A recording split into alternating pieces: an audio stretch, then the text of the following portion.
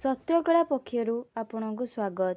ଜିଲ୍ଲା ପ୍ରଶାସନ ଓ ସାମାଜିକ ସୁରକ୍ଷା ଏବଂ ଭିନ୍ନକ୍ଷମ ସଶକ୍ତିକରଣ ବିଭାଗ ମିଳିତ ଆନୁକୂଲ୍ୟରେ ସ୍ଥାନୀୟ ଗାନ୍ଧୀ ସ୍ମୃତି ଭବନରେ ଜିଲ୍ଲାସ୍ତରୀୟ ବିଶ୍ୱ ଭିନ୍ନକ୍ଷମ ଦିବସ ପାଳିତ ହୋଇଯାଇଛି।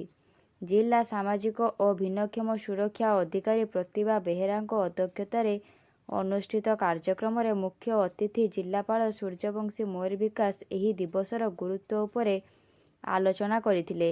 ଭିନ୍ନକ୍ଷମମାନେ ସାଧାରଣ ଲୋକଙ୍କଠାରୁ କୌଣସି ଗୁଣରେ କମ୍ ନୁହନ୍ତି। ସେମାନେ ମୁଖ୍ୟ ସ୍ରୋତରେ ସାମିଲ କରିବା ନେଇ ସମସ୍ତଙ୍କ ଉଦ୍ୟମ ଜରୁରୀ ବୋଲି ସେ କହିଥିଲେ।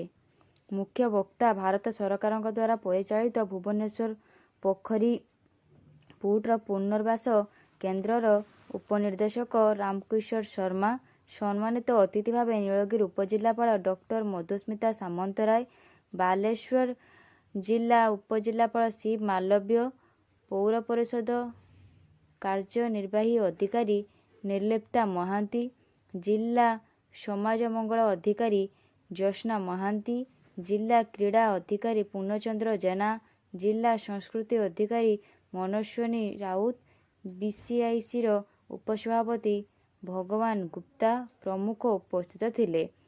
ଭିନ୍ନକ୍ଷମଙ୍କ ଅଧିକାର ତଥା କଲ୍ୟାଣକୁ ଆଗକୁ ବଢ଼ାଇବା ପାଇଁ ଜିଲ୍ଲା ପ୍ରଶାସନ ପ୍ରତିଶ୍ରୁତିବଦ୍ଧ ବୋଲି ସେମାନେ କହିଥିଲେ।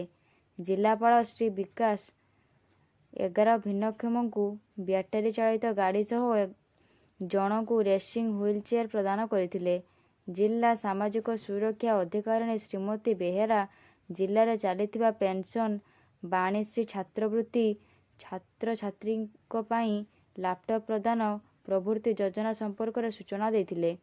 ରାଜ୍ୟସ୍ତରୀୟ ବିଭିନ୍ନ ପ୍ରତିଯୋଗିତାରେ କୃତିତ୍ୱ ହାସଲ କରିଥିବା ବିଭିନ୍ନ ଭିନ୍ନକ୍ଷମ ପ୍ରତିଯୋଗୀଙ୍କୁ ସମ୍ବର୍ଦ୍ଧିତ କରାଯାଇଥିଲା। ପରେ ଭିନ୍ନକ୍ଷମ ଛାତ୍ରଛାତ୍ରୀଙ୍କ ଦ୍ୱାରା ସାଂସ୍କୃତିକ କାର୍ଯ୍ୟକ୍ରମ ପରିବେଷଣ କରାଯାଇଥିଲା।